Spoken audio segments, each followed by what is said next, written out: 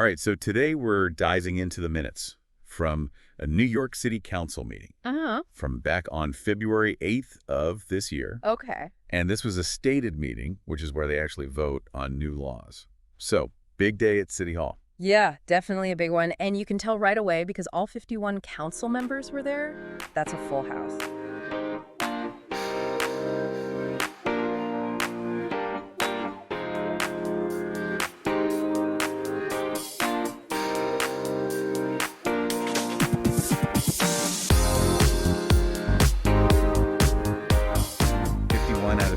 Yep, everyone showed up for this one. It's not always like that. I bet. Okay, so like always they kick things off with what they call mayor's messages. Right, and this is basically our chance to get inside the mayor's head a little bit. Yeah, like what's he thinking about? What are his priorities? Exactly. So he lays out his plans for the next fiscal year. That's fiscal year 2025. Okay.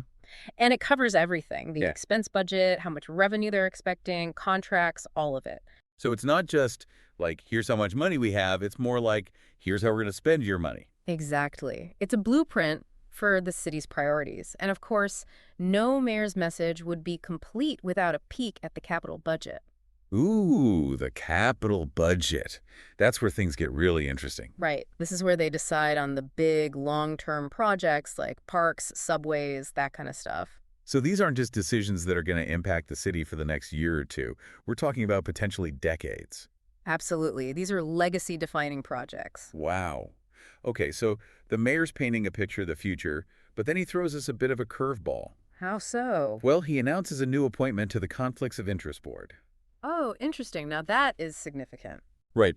For our listeners who might not be familiar, tell us a little bit about what the Conflicts of Interest Board does. Sure. So basically, they're the ethics watchdog for the entire city government.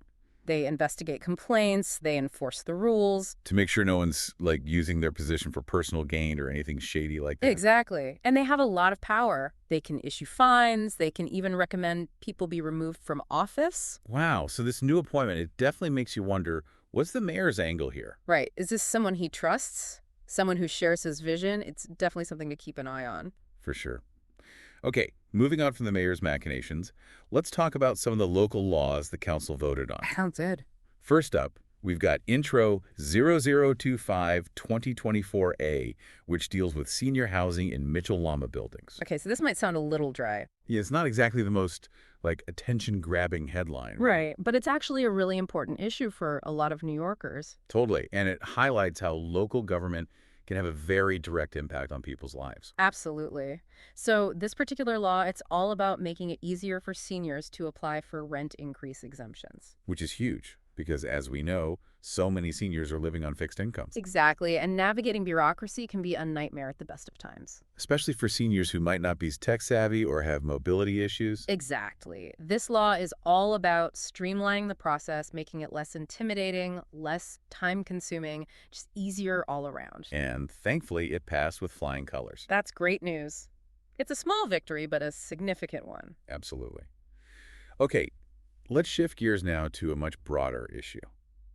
Citywide health. Okay, everyone cares about that. For sure. And there's this law, Intro 0093-2024A, that's all about creating a citywide health agenda. You know, you'd think that something like that would already be in place. Right. Like, how do you not have a citywide health agenda? But apparently they didn't. Apparently not, at least not officially. So this law, it basically mandates that the Department of Health has to create one. Okay, so it's about moving beyond just reacting to whatever health crisis pops up, whether it's, another COVID variant or something else entirely, and actually getting ahead of the curve. Exactly. It's about proactively addressing the health needs of all New Yorkers. Love it. Yeah. Okay, the next law on the docket is one that I think is particularly important. Intro 0039-2024A. This one focuses on providing security for survivors of domestic violence. Oh, wow. That's so crucial. It really is. Yeah. So essentially, this law establishes a program specifically for repairing doors and windows. Doors and windows. Yeah, specifically ones that have been damaged in incidents of domestic violence. Oh, I see. So, like, if someone breaks down a door or smashes a window? Exactly. And I know it might seem like a small thing, but think about it. You've just gone through this incredibly traumatic experience. You're trying to rebuild your life. And you have to come home to a place that's still damaged, still a reminder of what happened. Exactly. So this program, it's about more than just fixing a broken door or window.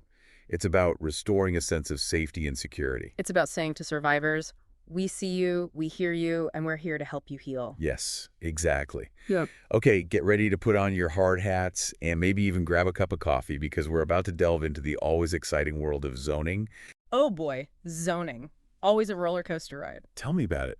So we're looking at a whole bunch of applications from LU0001 2024 all the way to LU001 2024. Wow, that's a lot of zoning. It is. And as always, things got a little heated. I can imagine. So what were some of the highlights, or should I say lowlights? Well, let's start with LU0001 2024, which was the Whitestone Lanes rezoning. Whitestone Lanes, okay. What was the issue there? So this one involved changing a manufacturing district to a residential one. Ah, I see. So we're talking about potentially more people, more traffic, more congestion, all those things that people love to complain about. Exactly. And Whitestone Lanes, for those who don't know, is already a pretty busy area. So I'm guessing this one didn't go over too well with the locals. It was definitely controversial, but ultimately the rezoning was approved. Oh, really? I'm surprised. So what happened? Did the council just ignore the community's concerns? Not exactly. They actually ended up making some modifications to the original proposal. Ah, so it was a compromise. Exactly. So they tweaked the plan a bit. I'm curious, what kind of modifications did they make? Well, the minutes don't actually go into that level of detail. Oh, come on. They can't just leave us hanging like that. I know, right? But we can make some educated guesses based on what we know about these kinds of developments. Okay, so knowing how these things usually go, what do you think they might have asked for? Well, traffic is always a big concern, so they probably required a traffic study. Yeah, that makes sense. Make sure the new development isn't going to turn the whole neighborhood into a parking lot. Exactly. And then there's always the issue of open space. Right, because the last thing anyone wants is a bunch of new buildings and nowhere for people to go outside.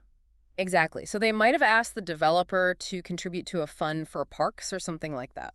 Or even to include some kind of public green space as part of the development itself. Right, exactly. And then, of course, there's the design of the buildings themselves. Oh, yeah, because nobody wants an eyesore popping up in their neighborhood. Exactly. So the council might have asked the developer to make changes to the height, the materials, the overall look of the buildings. Make sure they fit in with the existing character of the neighborhood. Right. So even though we don't know the specifics, we can see how the council is using its leverage to try to get the best possible outcome for everyone involved. It's all about compromise, right? Exactly. It's about finding that sweet spot where the developer gets to build, but the community also benefits. And that's how it should be. All right, let's move on to another zoning battle that caught my eye. 962 Pacific Street. This one involved a parking waiver, which, as we all know, is like waving a red flag in front of a bull in this city. Oh, yeah. Parking is always a touchy subject. To say the least. So what was the deal with this one? Why did they want a parking waiver in the first place? Well, it was a mixed-use development, which means it included both residential and commercial space. Okay. And it also included a certain percentage of affordable housing unit. Which in theory is a good thing, right? Right. We need more affordable housing in this city. Absolutely. But the problem was they were trying to build all of this without providing any additional parking. And the council's like, nope, not going to happen. Pretty much. They rejected the parking waiver outright. Which I have to say I kind of get. I mean, parking is already a nightmare in so many parts of the city. Oh, tell me about it. I feel like I spend half my life circling the block looking for a spot. Right.